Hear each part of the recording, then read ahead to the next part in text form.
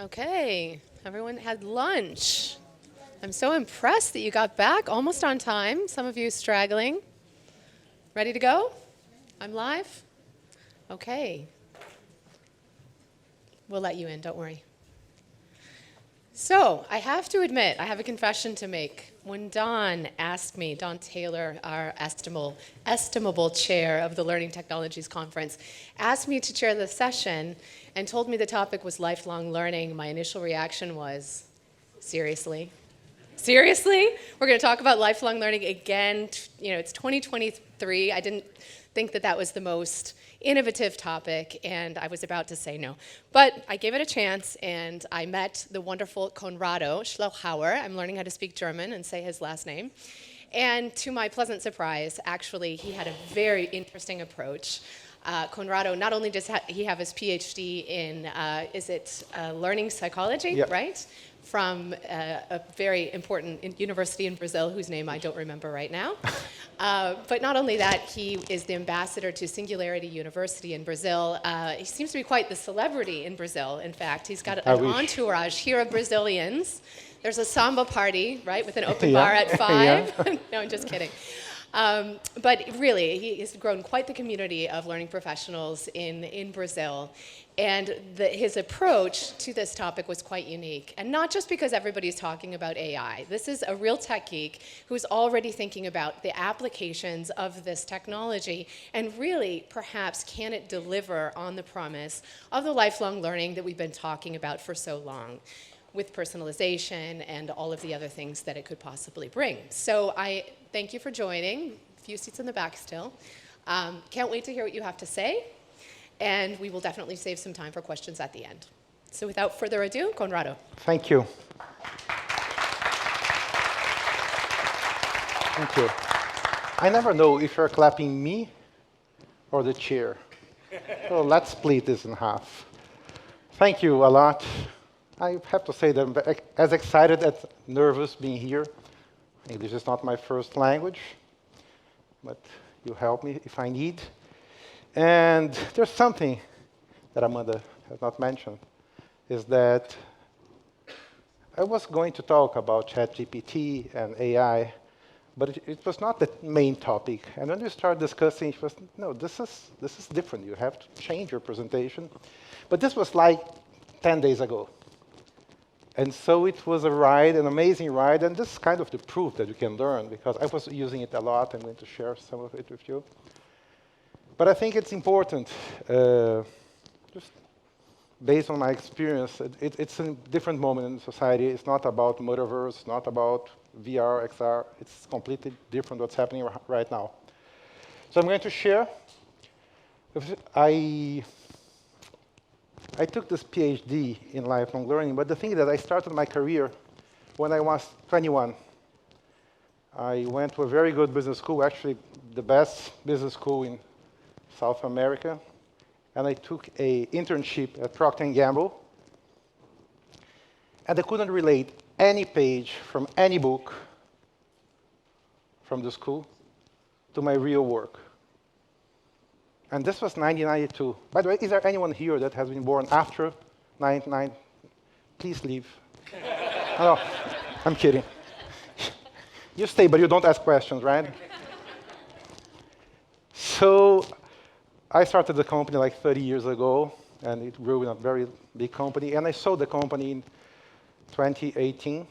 And after my 1.5 non-compete period, I decided that I would have to go back to the corporate learning industry, just because I don't know to do anything else. But it won't be as a training company. So we called ourselves a life-wide learning company, because we do anything but training. And I have experience with a lot of large companies like Unilever, PepsiCo, Santander, hundreds of them. So I'd like to share some of my view based on the PhD, but based on my experience with real companies and real leaders. Because, as Amanda mentioned, you can come in. You know, the good thing about small rooms is this, like, it's full. So you know that life learning started as a movement. I like to call lifelong learning a movement. It has started in in the 70s. United Nations, the European Committee, and OCDE, almost at the same time, they thought that the world was changing and we need to have more education because lifelong learners started as lifelong education. And 3-4 years after they discussed, they launched this book called Learning to Be. It's an interesting book, more philosophical. But they realized that, well, we have to talk more about lifelong learning. And what they did, they talked and wrote and researched. But there's nothing happening until around 2015. When I wrote my thesis in 2011, I was the first person in Brazil talking about lifelong learning that I've read, because it was not a thing. But why did it take 45 years to actually begin to happen? I have some view on that. There's nothing new. But accelerated change, even before November 30, 2022. And I don't talk a thing about that because you're kind of tired about talking about how the world is fast, etc. I have a specific date for that. This is the original article of the Fourth Industrial Revolution from Klaus Schwab. You know about it, technology, exponential, whatever. But basically, we understood that the world is changing in a faster speed. Then longevity, also. I don't know, the Singularity Universe, they say that we're going to live 150 years. I don't think it's a good thing. But the thing is that if we're living from our adult life from 20 to 90, the midpoint of our adult life is 55. So I'm 52. So basically, we can do the math. If the world is changing in a fast way and you're living more, if you don't learn, it's not only you want to lose job. You are going to lose job. You are going to lose your participation in the society. So this is an even broader approach. This is a slide that I should be using. And then we need the enabling tech. We don't think about it a lot, but we didn't have until around this time. This is some information from 2015, 2016, around the same time. Finally, we have internet and broadband at home and social media and smartphone and a tablet, because we need all of that to have real lifelong learning with people connecting people, with access to content. So that's why we started talking about, we have better slides, don't take a picture on that. And by the way, if you want the slides also, I can send it to you. But take a picture, I like it. And so we need that technology. And that technology spread, because in a lot of people, we need networks of content and people. And so that's why we started talking about lifelong learning around this time. And finally, the power of the market. I love this article. This is from World Economic Forum. How do we upskill 1 billion people by 2013? This is 1/8 of the society being upskilled by the next 8 years. And I love the picture because it's crazy. Are we going to graduate 1 billion people? This is not the way we're going to make people learn, because we can't teach adults. At the same time, I love the CEO's view, because at the same time, we are begging to sit on the board table for so long. We are begging to sit on the strategic table for so long. And finally, people are asking us to do that. So this is the research from PwC. This is 2019. This answer for CEO about the question, if the skill gap is a problem, is this a business problem? And the answer is, yes, it is. Innovation, people costs, quality standard, market opportunities. Finally, we are connecting learning and skill gap, I'm doing this proxy, to business topics. And also, if you talk about the employees, this is again, and you know, this is, you know, change the graph from the article you gave me, Amanda. So this is a newer graph on lack of career development and advancement is the main reason that people are quitting companies. So if you don't learn and grow, you're going to leave the company. So it's a different approach to learning. And when I see us talking about, we have to develop the competences, understand, and do the assessment and the learning needs, I feel that we are losing the conversation completely again. And so there's the pandemic. And this is the report from Deloitte, the Global Human Capital Report. This report's very interesting. And this, I think this is 2020 or 2021, it was beyond reskilling, unleashing worker potential. What happened during the pandemic is that we found out, finally, that people can learn by themselves. Because we didn't have time to create all-day learnings and all the trainings. People are already working from home and are trying to balance their lives. But I love the sentence here. Worker agency and choice during the pandemic showed that workers can fulfill their potential in ways that leaders may never have known they could. How come? We don't believe in our adult learners' agency. But during the pandemic, I see things changing, and it's interesting because, at least in Latin America, we don't have a lot of budget cuts on training. And we should, because half of the money is logistics. And since we're not doing logistics, we could cut half of the money, half of the budget without any impact, but we are using. So this is where we are right now, and this is what I think that lifelong learning is so important.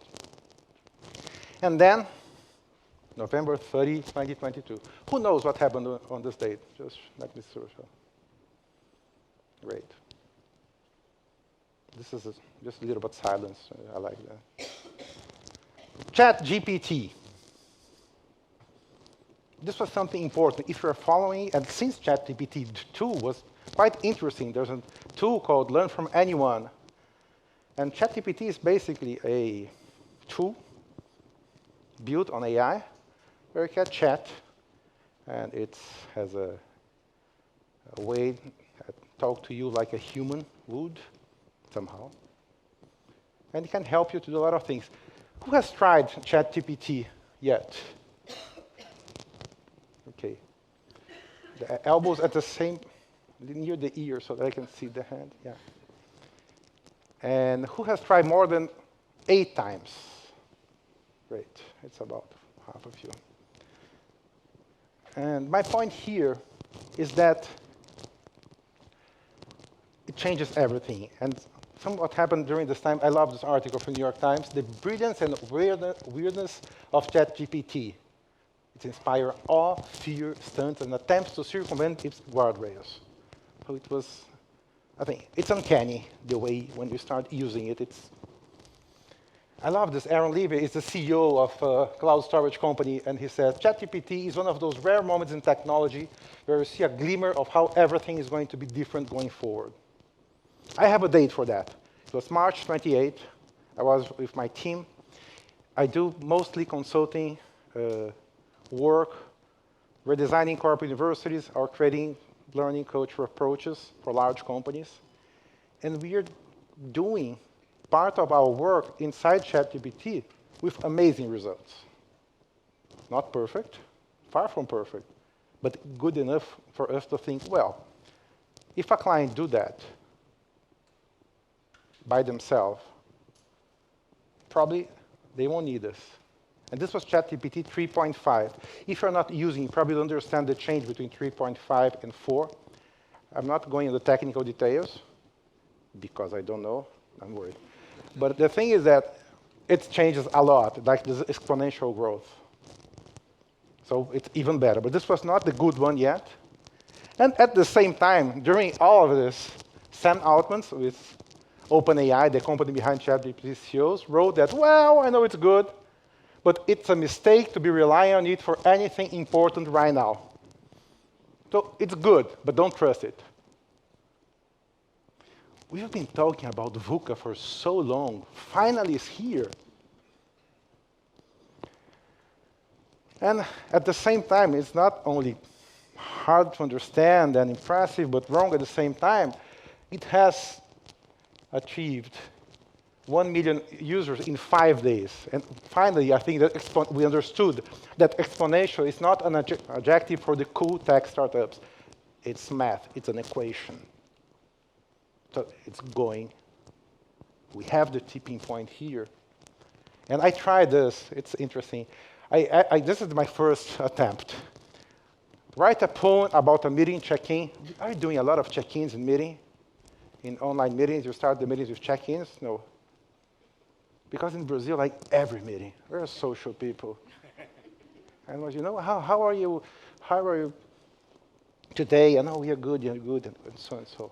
Then I asked ChatGPT to write a poem on why check-ins are good. It's amazing, isn't it? Meeting check-ins a waste time, it seems. An endless cycle of empty dreams. A mere formality, a checkbox to fill, a task that adds no real value to the skill, and goes on. I felt immediately in love with this tool. You can write this type of poem. And it was a renaissance of hope in the end. So let us rethink this meeting check-in. Find a way to make it valuable again. Make it purposeful with a clear aim, a tool that contributes to growth and fame. This is beautiful. Can you imagine the feeling of you ask for a machine to write a poem on this crazy topic? You know the feeling because probably the one that is using you already had your moment. But this is basically what I'm saying. And I truly believe that. And thank you, Amanda, for making me understand. And this is a real thank you. AI is a tipping point for lifelong learning. Because now we need more than ever. Probably you read the sentence in other talks. You are not going to lose your job for AI. You're going to lose your job for someone that knows how to use AI. And I mean it. I mean it. A lot of people are talking about that. And we have a very important role. But we still have some biases in the way we are creating all the learning, and I'm not saying the training, all the learning and the learning culture inside our organizations, that we have to work on those biases. Finally, I mean. And when you see, I went to the how do you call this? The expo. Have you been there? I think, without offending anyone, but it's like a machine of offering content. 80% of the people there, they're creating content in different formats.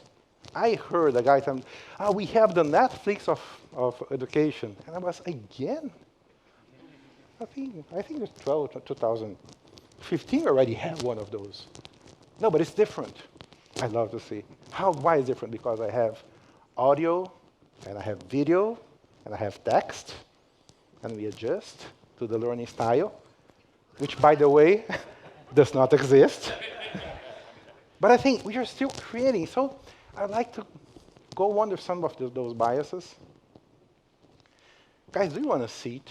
But there's some chairs. But I'm kind of happy to see you standing up because I have the feeling that but there's some chairs here, okay? So I'm going to talk about 3 biases. The first is we still have a schools-based mindset. No, we don't. Well, you have corporate universities with leadership academias. Building an academy is the last thing in learning right now. With workshops, it's completely based on the traditional education. And why this is important? I think we could be using this. It's not a big issue because sometimes it's easier to use this way because people will understand that we are talking about learning education. It's all right. It's a symbol. But this is Edward Lindman wrote a famous book called The Meaning of Adult Education. And he wrote this: adult education represents a process by which the adult learns to become aware of and to evaluate their experiences. To do this, one cannot begin by studying subjects in the hope that someday this information will be useful. When you ask someone to participate in a presentation workshop, and this person does not have a presentation on the next 6 weeks, you are doing a terrible job because you're wasting money, you're wasting time, and you're wasting the view of learning from these participants. The point is, this book has been written in 1926. We had some time to think about it. But if you see, I mean, we all have participated in creating competences. Have a workshop, and the director was discussing if this verb or the other verb, and we have to write the sentence, and we have 4 levels, and we go to the computer and do some text, and 8 tests. And 8 months later, we apply those tests. And then we have, based on these results, understand that the group of supervisors need negotiation workshop. And this is exactly what we're doing. And the problem is not that people won't use only, is that based on this approach, adults don't have any incentive or practice to answer fundamental learning questions. We don't know to learn. Why to learn? What to learn? When to learn? Where to learn? How to learn? Someone tell us when you have to do that. Does it make sense for you? We're not helping, and we're going to talk about self-directed learning. This is the skill is about, to helping people understand what they they want to learn, and how they're going to do that, and when and where. But we are answering, spoon-feeding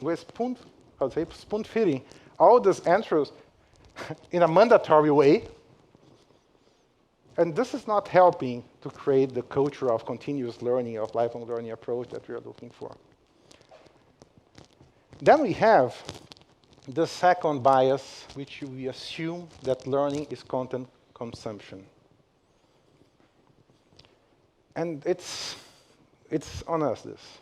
We think that I have a workshop on, digital mindset. And even when you're talking about skill, most of the list of skills that I see, some of them, they're topics, they are content, just disguised as skills. But at the end of the day, if you see, you don't have a lot of action verbs and etc. So this is learning, of course, is not content consumption. And this is my definition of learning. Learning is the distillation of knowledge through improved performance. Learning is not when you acquire and you consume. You're reading it. If she was reading, like trying to understand, I'm going to go on. Learning when you externalize your knowledge. Sorry. It's not when you put content or information inside your brain. You mix this information with your own experience and knowledge and worldviews, and then you externalize it doing something better. Could be fishing. Could be giving feedback. By the way, stop doing workshops and feedback, please. We lost. Ask your leaders how many workshops and feedback they have been through, and it's not going to, no, but this one's going to be better because I had different activity than this is. Well, but this is a different story. So you can do something better. And this performance is not about skills only, but could be to change the worldview. When I was at the Singularity University program, this is a famous, it's a school with a group of, it's not a university per se, but it's a school where you talk about new technologies. And when I was there, I didn't learn how to code in AI or even understand machine learning. I don't understand machine learning or blockchain or whatever. But it changed my worldview, I understand. And this is what we are talking about. And when you understand that learning is this, you understand that, well, I might achieve an improved performance by other means, and not only by offering a program or whatever. So I think this is very, very important. And when we use this approach, of course, it's much better for us to talk with the business, because this is their language. I had one experience 10 years ago or so, that we changed the name of, it was a workshop in sales, and we changed the name, it was a meeting for goal achievement. This was the name of the workshop. It was almost the same. I heard the other day at Meta, a guy called Agustin, he just left Meta. They had an issue with strategical thinking, and they asked for a workshop on strategic thinking. And it's impossible, right, in 8 hours or 4 webinars. I just create a design think experience with the clients. And at the end of the day, he asked for the director or VP, whatever, and what about the learning session? And the answer was, which learning session? And should be our goal, to be invisible. If you're invisible, we achieved our goal. Finally, the third bias. So the first one,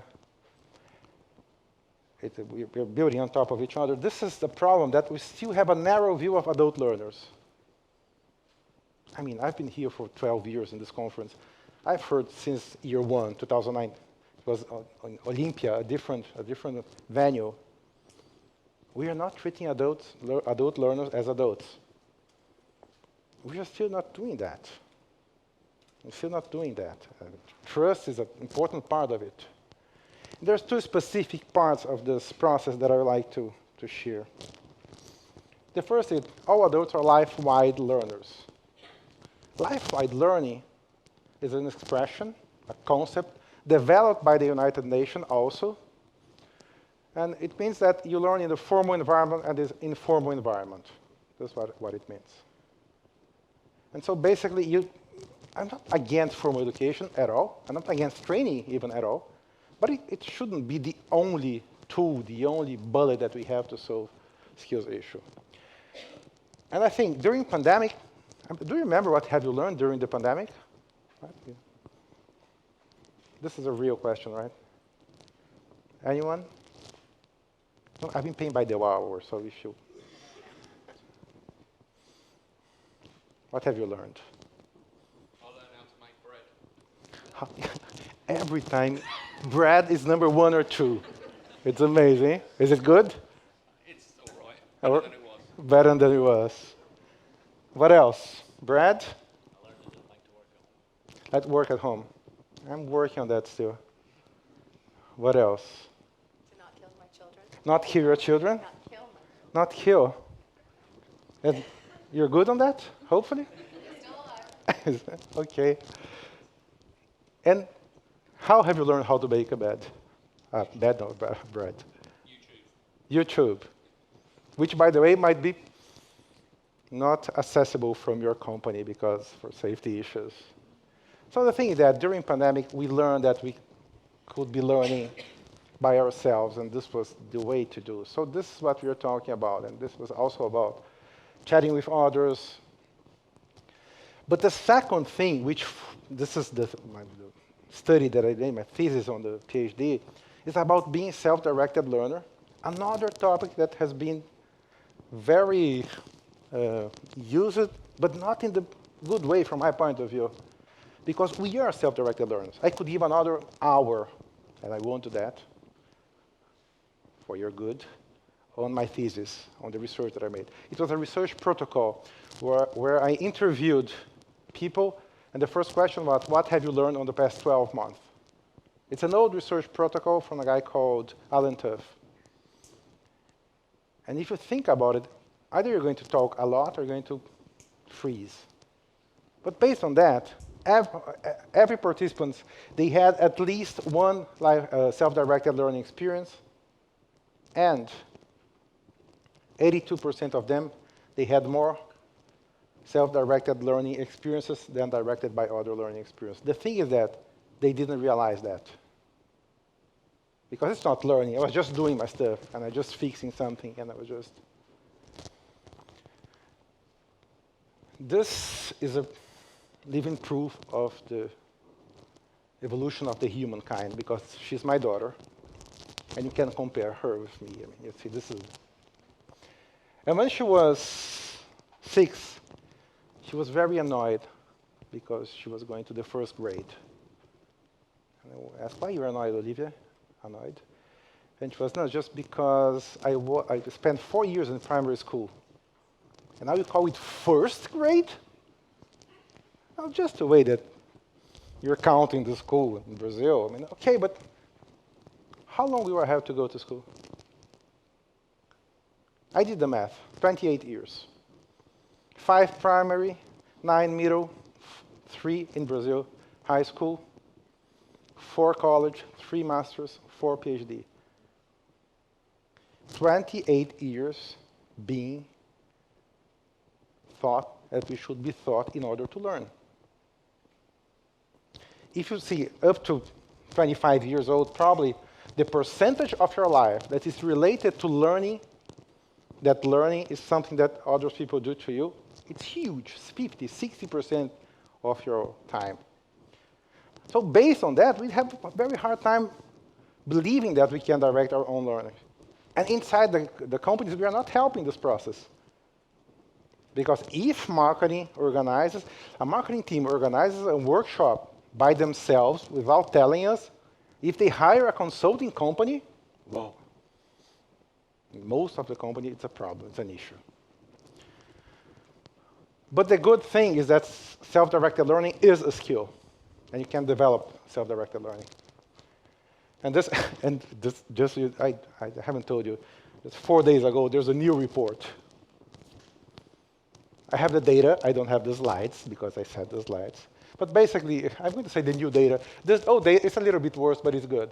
The new data was that active learning and learning strategies, and I put the definitions here because active learning is such a strange word. Like, is there any learning that's not active? Well, but it has changed, but still very high. It's number 4. This is the report, the Future of the Jobs report. The new is 2023, if you want to look at it. It's a very structured report. And the name of the new skill, the new competency is lifelong learning and curiosity. It's the 4th most important skill. They call this a skill of the future, a skill for the future. I think it's better. And even though we organize, this is a Novi's work, we organize at Novi, this is the way we assess learning inside the company. It's a matrix with 2 axes. The first is who proposes learning. The other is where the learning happens.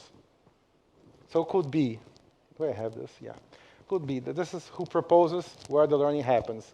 And it could be directed by others or self-directed, and this is a continuum. This is mandatory program. This is the book I choose to read. And it can be the formal environment or the informal environment, right? So this is a learning workshop. This is a talk or a project. And we're still using only this quadrant of this process. We are not using self-directed and life-wide learning approach to think about learning and learning culture inside the organization. So, why I think AI is so important? It's important because we need to learn, but also important because it's an amazing tool for you to develop your own self-directed learning. But it's not about, I'm going to show you specifically what I'm talking about. It's not about using AI or ChatGPT. I'm going to be very specific on ChatGPT because I think it's the first step for you to understand AI.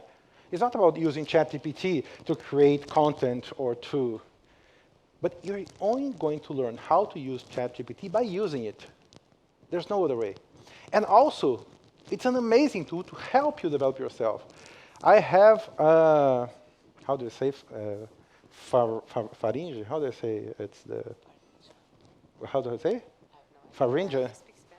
No, it's esophagus. That's great. Esophagus problem, and I just found out the day before I came here. So I have the results. It's esophagus, yes. The disease esophagitis. It's a very strange name, but I cannot eat some of the food.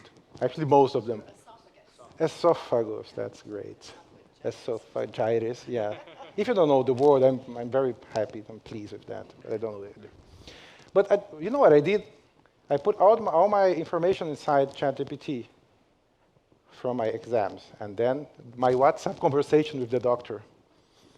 And I said, you're going to work as a nutritionist. I'm going to put some food names here, and you're going to answer if I can eat them or no. It's not about using the tool. It's about knowing that, I can use the tool this way. And you can read that, but if you keep trying and using. So what I like to do in a brief with you right now, just for guide you in a 10-minute workshop on self-directed learning. Because I think it's very important for you as L&D professionals to understand this. It's the huge part of how adults learn. And we don't know a lot, but the adult learners don't know also. So this is a long sentence. So let's break it down a little bit for us. So this is Malcolm Knowles. You know Malcolm Knowles?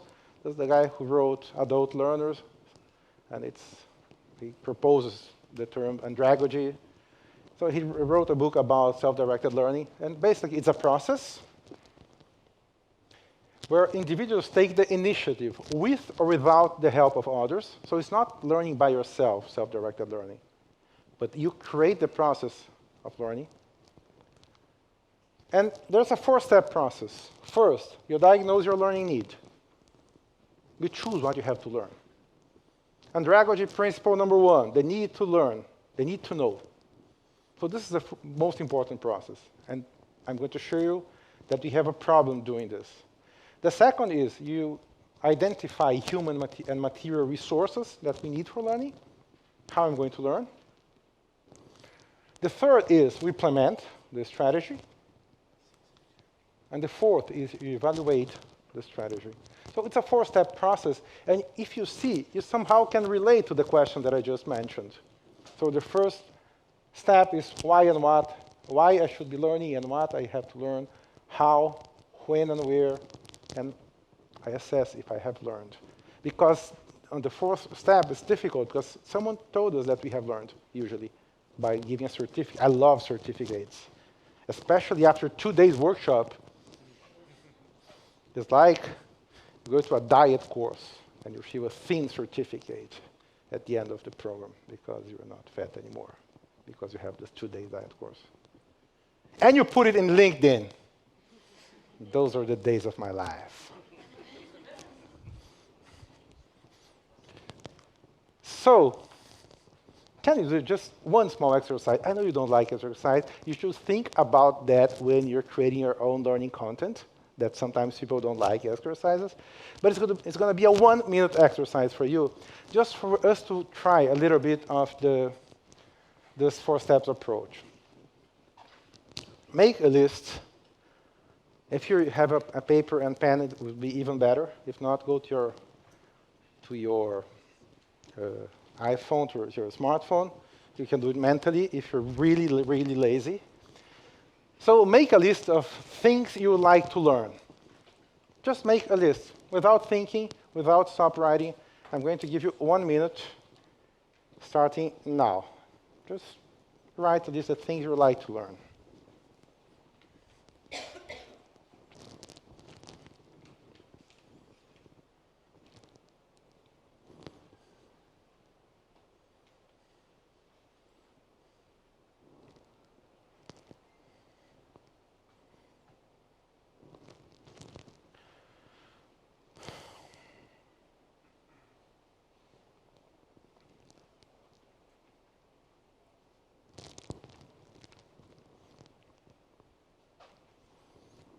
That's it.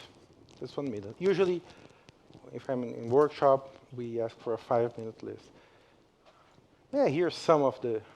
Take a look and choose one, and just shout out one of them. How much? What's it? Blacksmithing. Okay. What else? Pardon me? Coding. What else? Japanese. Very creative group. What else? Foxtrot. Great. Foxtrot. Yeah, I know. What else? Just one more. Portuguese.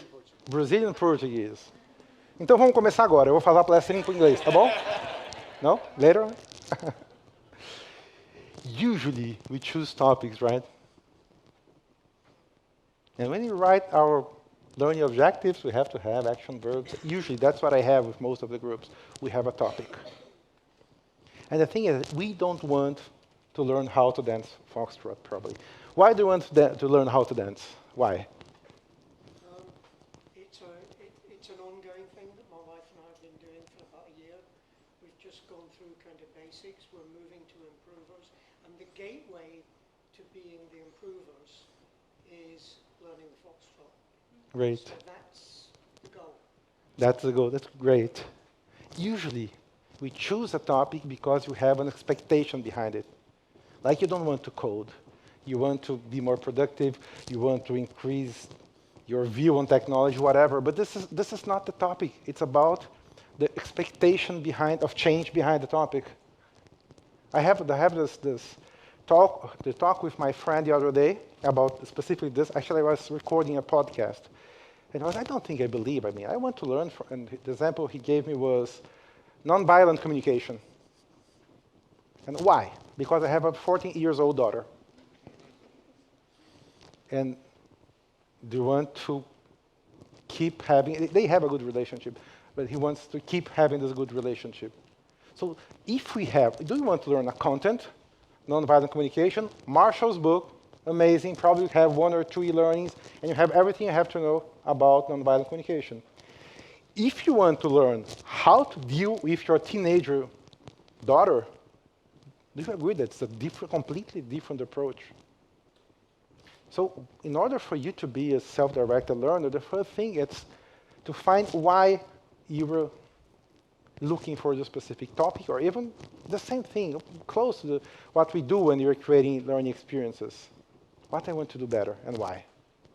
So this is the first step. And AI can help you. This is a tool from Singapore.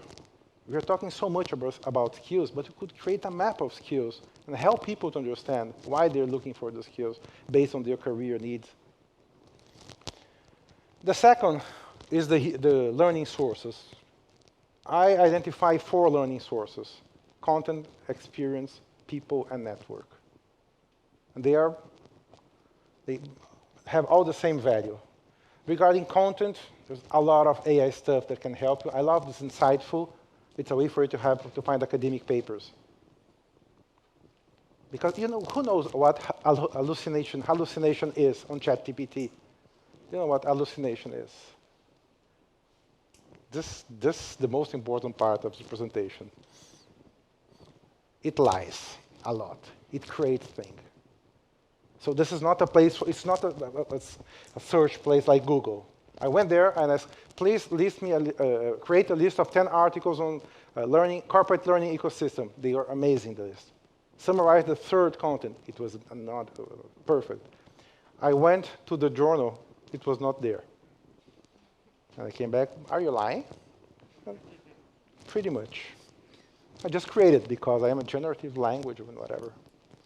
So this is good because you can find articles based on the citation. So if you have more citations, probably it's a more interesting article. So this is the way that AI can help us. Experience is about life-wide learning, but this is a quote that we have inside Novi, my company. Adult learners usually learn when HR is not looking. So we have to formalize informal learning. And there's an amazing experience that it uses other technology, which is blockchain. But it's called City of Learning. They have mapped cities for places where you can learn. And they have created a map, a platform, they offer badges, and they have learning journeys. Why don't you do that in all informal learning opportunities that we have inside our companies? We have on our projects, we ask people, how are you learning? Please tell us. And we create a list. Actually, ChatGPT is helping, as I'm going to show you. And finally, people and network. I love this quote from Clay Shirky. We systematically overestimate the value of access to information. And we underestimate the value of mutual access. So this is Jay Cross from the old days talking about creating more places for people to chat. It's still the same thing. Our point of view is learning is a collective act. And so we need small groups. I wrote an article the other day. Instead of having 20 people for an 8-hour workshop, try 10 people for a 4-hour workshop and another group in the afternoon. It's going to cost the same and probably going to have much more results out of it. And less control. We have an international learning culture festival. It's called From Control to Culture. A lot of videos, they're there. And they're at YouTube, if your company allowed you to. It's called From Control to Culture. Control, it's a huge part of why we are trying to organize systematically all the learning inside our company. The third step, It's how to develop learning habit. It's about context, time, and attention. We lost the battle for time and attention because of TikTok, because of too many unnecessary meetings. We lost. Are you having huge problem with engagement in your learning initiatives? The other day, someone just shared their screen, and it was like 7 meetings at the same time. 7 meetings at the same time. And he was like, and I choose to be here with you because I don't know why. So we have to create context in order for people to understand that they're not learning, they're helping their career, their business goals, whatever. And finally, regarding evaluation, it's not about Kirkpatrick, it's about metacognition, it's about thinking about how you're learning. So this is the process, and we can teach people to choose content, to choose a good learning objective, to create a broader view of learning experiences based on content, experience, people, and network. To include time. Time to learn is something that a lot of companies are using all over the world. It's not working. Because I have 1 hour in my Monday in order to learn. I don't know what. I don't know how. I just have this time here. And then what I do, I read 2 articles, 3 chapters of a book. And finally, for me, this is the most important time, and we'll have some time for Q&A. AI may be creating a new class of functional illiterates. This, I truly believe. I love technology. But this is not metaverse stuff.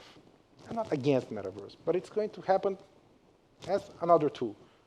I have 2 VR glasses. I love VR. I love XR.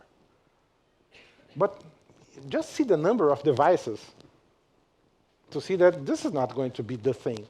Actually, I was at Steve's and Danny's presentation right now, and we use the VR glasses as a proxy to innovation in the learning process.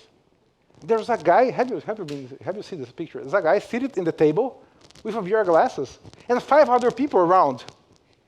Like what they are doing, this is not innovation. This is a very important tool for safety training, even for presentation skills. There are a lot of amazing use cases, but this is not the solution. I think we should guide this transformation. We should start learning about how to use AI. So on this last 5 or 8 minutes, I would like to share with you how I am using AI in a very simple way, in a very practical way, and with the humbleness that we're still learning how to use it. I mean, I'm using it for quite a long time, but it's changing every day.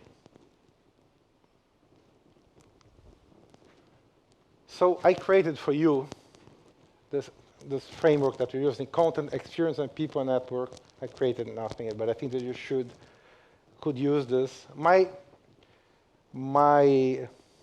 suggestion is that we start with Amy Webb's video.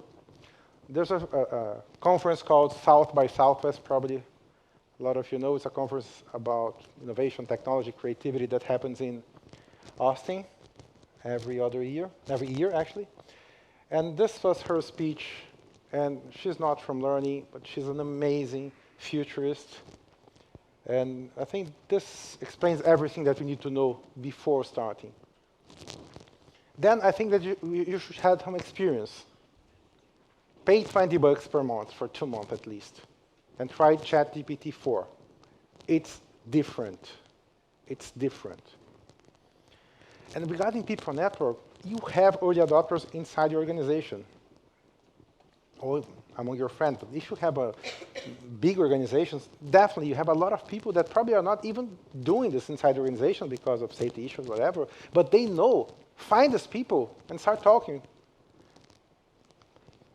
So I have 6 cases of AI, ChatGPT, and other tools that I'd like to share with you. Then we can have some Q&A.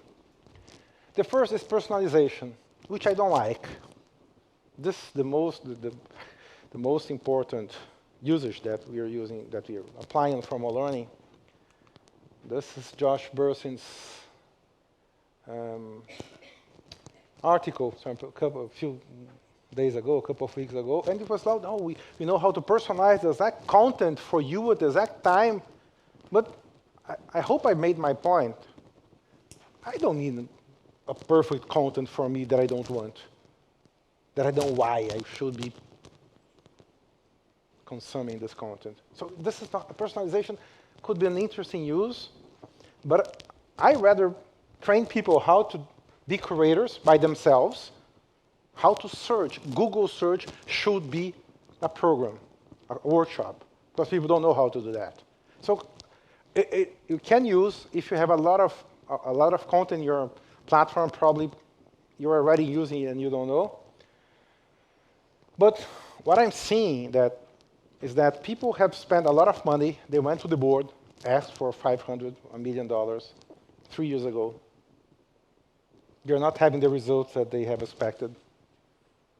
Now they're trying to do anything just to prove that they have paid back on the investment that they've made 3 years ago. And I don't see a good result on this approach on the use of LMSs and LXPs, on the name you want. But content is not the issue. I truly believe that we don't need ad text, we need learn text. We need startups that help us on the learning process, not on the education process. And by helping people to develop the self-directed competence, I think we're going to do that. So there's some other uses, like create learning programs. It's interesting. Again, it's not perfect. But I'm talking here, no, before that. If you don't know how it works, basically you write a prompt before you start doing this. People say that prompt engineering will be a profession of the future, a job of the future. I think it's going to be a skill, not a job. We'd like to create new jobs, right? So what was my prompt? Act as an innovative instructional designer. Create an 8-hour workshop on leadership and psychological safety. The participants are frontline managers from a tech industry who have been recently promoted. Please include a preparation activity for the workshop that will be instructor-led. Also create a learning transfer activity. And finally, ensure that the workshop is interactive, provides time for participants to share experiences, and incorporates relevant research and business cases. So I'm not going to talk a lot about prompt, but this is what I believe a good prompt is. I mean, you give context, you please ask the tool to act as in a specific way. And then when you do that, you have a very interesting learning program. Again, it's not ready, but it's a starting point. And in 82 seconds, and we're not going to wait 82 seconds, you have something that, well, this could be the work of an intern or an assistant. This is a starting point. But you can go on. So this is the agenda and so and so. You can ask to explain the activities and have description of the activities for the instructor. So 23 seconds on this one, 32 seconds on this one, the conflict resolution role play. And here I ask, create, using your experience design skill, a series of activities and our communication strategies to engage participants before the program. Again, I don't think that formal learning should be the only thing, but we are going to do a lot of things. So let's try. Even we could put our old training and ask ChatGPT to evaluate the old training. This is another one. So act as a video maker and create the script for a creative 1-minute video to invite participants to the program. This is the result. So probably in 4 minutes, I have a lot of content to start a conversation. Could be with the participant. Listen, I'm organizing this. Do you think this is going to be good for your colleagues? So this is one use case. And you can use for, I try to show different activities. You can use it for different activities. I don't like, people are using a lot for writing. I think it's almost the same. It's boring. I don't think it's a good use case for that. I'll show you what I prefer. I think I have a use case for that. The third is about analyzing qualitative content. I think this is the best use. Because it's not so good creating content, but it's very good analyzing content. So this is in Portuguese, I'm sorry, but it was a meeting. I think there's a context here, yeah. This is a list of answers from L&D managers of the questions, what are the main challenges you were facing as a leader in the L&D field? It was a conference like this one. And this is the prompt, right? Consolidate the answers below into 5 main topics. Please show the consolidated topics in English, because the answers were in Portuguese, right? And this is, as you see, we have the same problem all over the world. It's about engagement and commitment, learning culture and prioritization, measuring impact and ROI, relevance and applicability of training, time and resources constraints. Amanda, isn't it the same problem all over the world? So why are you still using word cloud? You can do that in the same time. That's probably 1 minute more. The other use for analysis, we are using a lot of Miro, probably you too, right? So we can just copy the content from the slide, copy as text, and just ask ChatGPT to organize and create the clusters for you.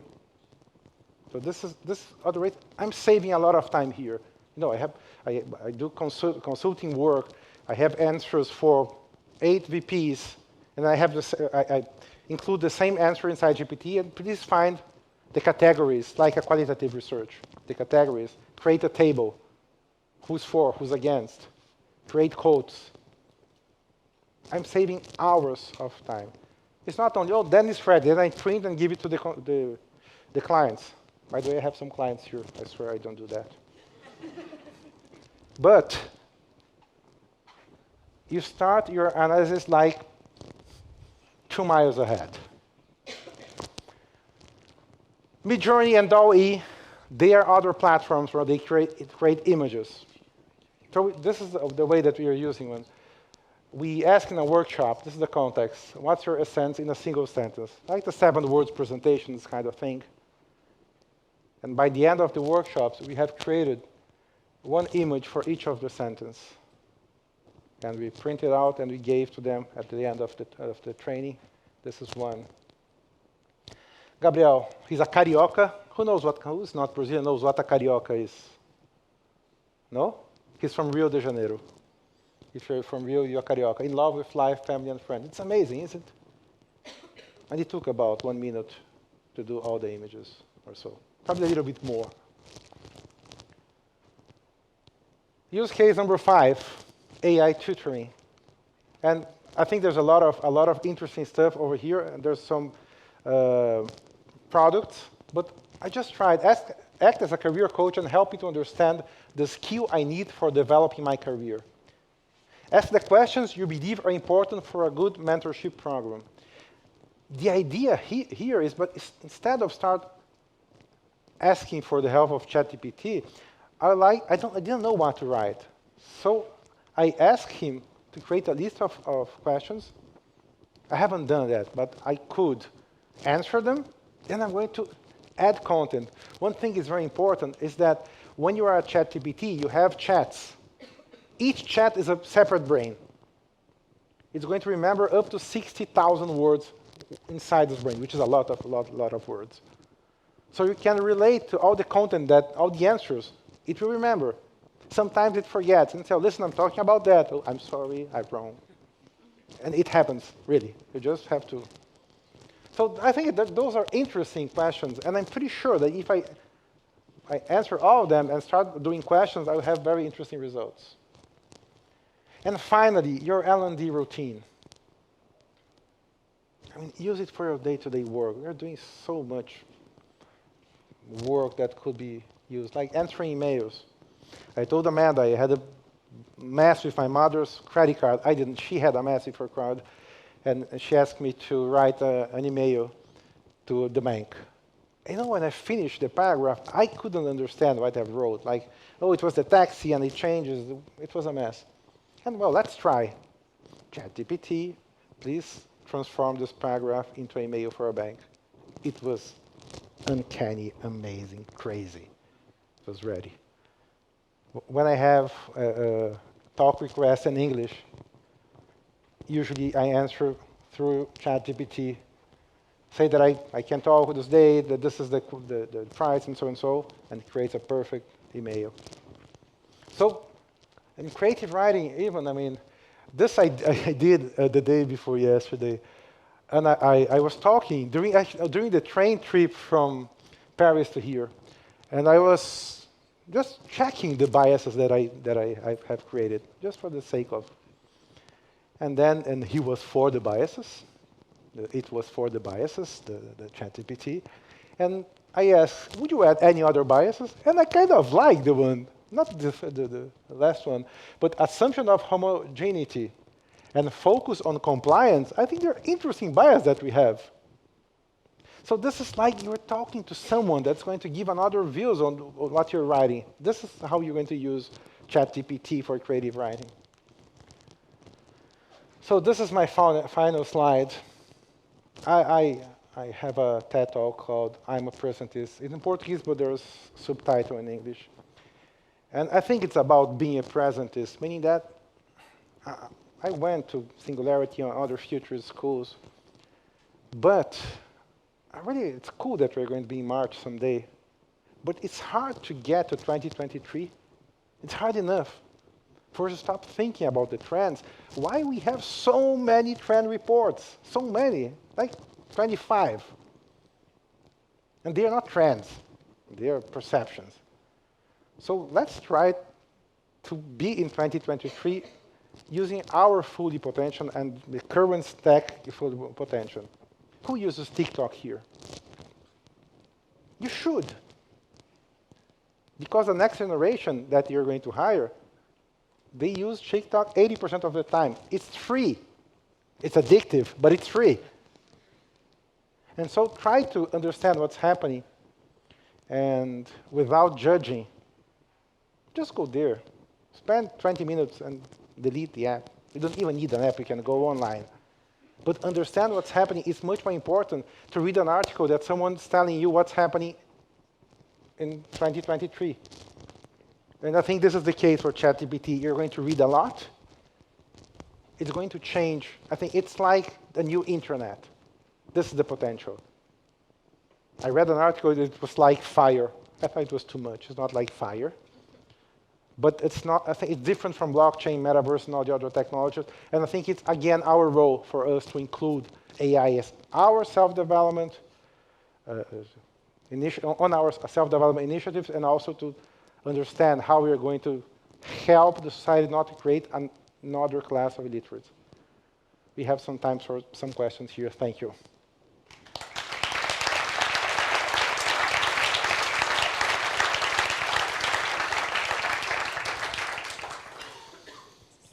I'm so glad it's over. Thank you very much.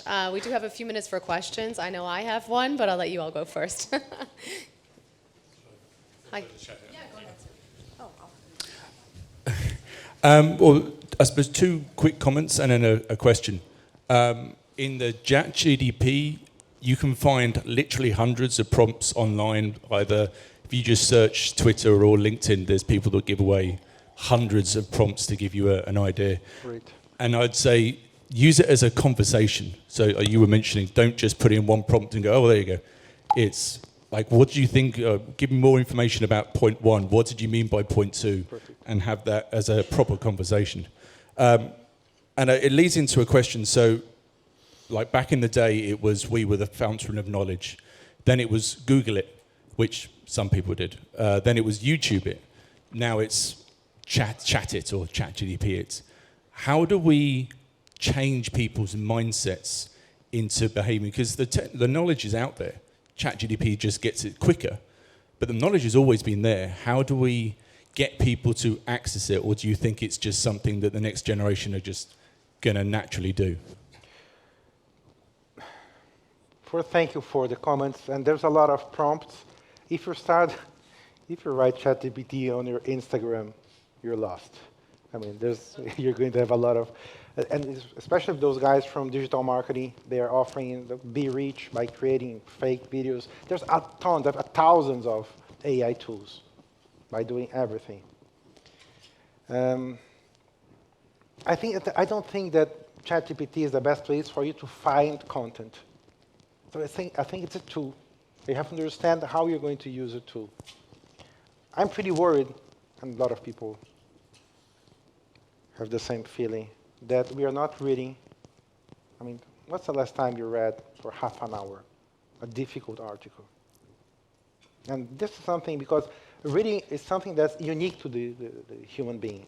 They don't have other, in the nature, other creatures that can read. And if you lost that, I think it's a problem. So I think that the best way for you to understand how you're going to do the best of your work, and specifically what's going to change, because there are going to be massive changes on how we are doing our work with ChatGPT.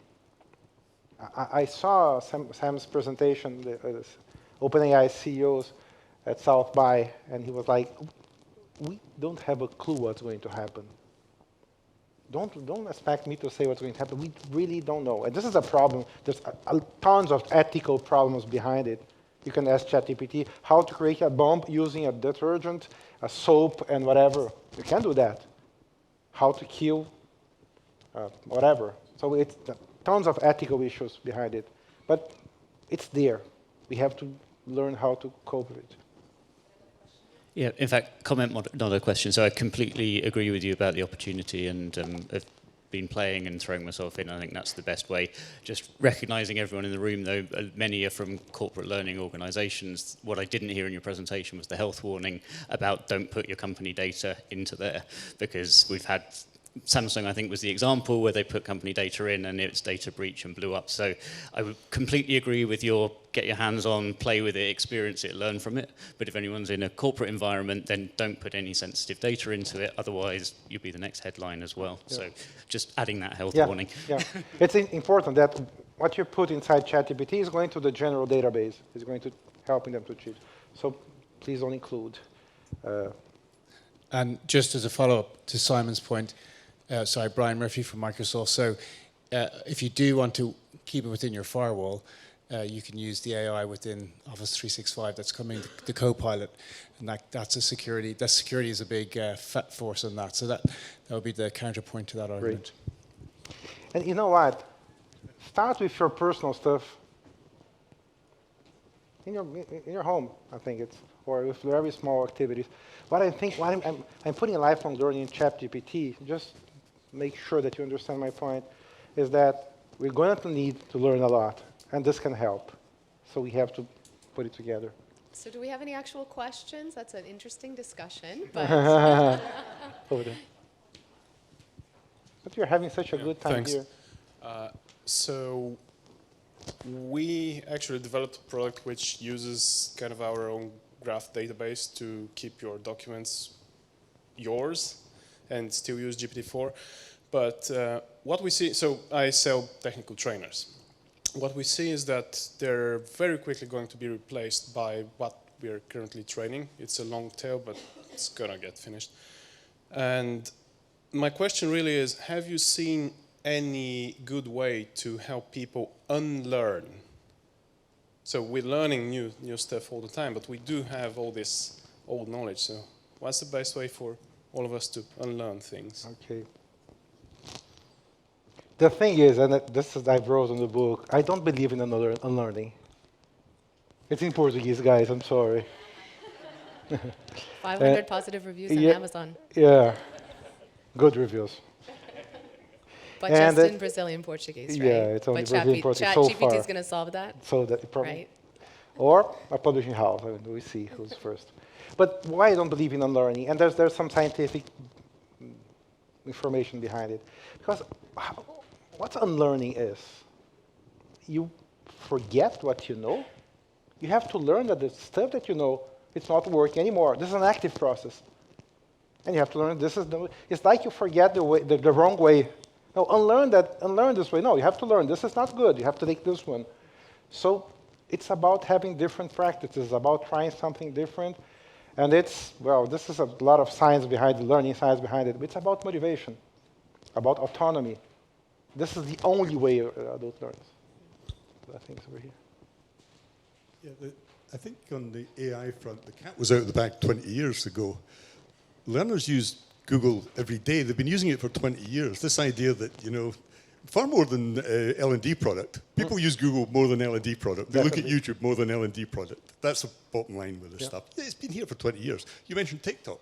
TikTok's timeline, to you personally, is mediated by AI, as is every other social media platform on the planet.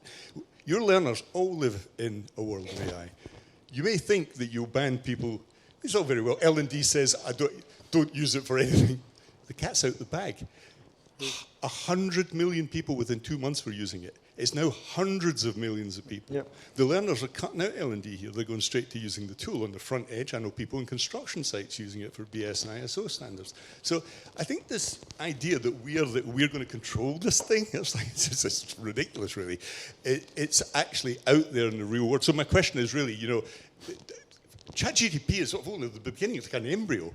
Within about 3 years, this is going to be super smart. This is going to be a super teacher, a super trainer. Yeah. On every subject. It already has degrees in every subject I know. You can ask it about nuclear physics to negotiation skills, and it will hold more in its mind, the hive mind, than any trainer alive. And I think we're really underplaying this now. This is a big moment. That's why it's called lifelong learning. Yeah, exactly. Because we're going to keep learning, and we have to learn, I think, every day, every second. Excuse me, I actually have a question that I would love to hear your Please. thoughts on. I'm really concerned about the equity dimension of all of this. And you mentioned, are we creating this whole new breed of, illiterates, right, in another way? And I worry about how are we going to help people as L&D professionals, help the broader workforce ask the right questions, because we don't know what we don't know. And sometimes we don't imagine who we can become because we don't have role models, right? And so how are we going to break those echo chambers that I think are going to be augmented by some of this technology? Do you have any thoughts on that? Yeah, the thing that what I believe, there's two parts of we can help, two things that we can do as L&D professionals. The first is about self-directed learning skills. And we have to include people in the process of choosing. You're talking about protagonism, but you're measuring protagonists by their engagement in our programs. So this is one thing. The other thing is about learning culture. We are talking so much about it, and my company is a learning culture studio. That create this culture means that we are going to have a group of people just thinking about learning culture. It's not that we are doing a lot of training, and now we're going to organize our learning culture. And you're going to think about informal learning, or to think about leadership approach. If you say that a leader should be developing their people, no one develops no one. So it's a change on the learning culture, and there's someone looking. The group of people that's not going to prepare any learning program. It's only about understanding the culture. Because my point of view, if you see yourself, and actually not my point of view, my experience, if you see yourself as self-directed learners, and you start the same way, an analogy is for analogy from physical activities. If you start doing 3 times per week, you have 1.5 hours, it's part of your life, then you're going to influence your family and your community and so and so. I think we're out of time. I'm sure Conrado is available for a few minutes if you have further questions. Thanks for joining, everyone. Thank you.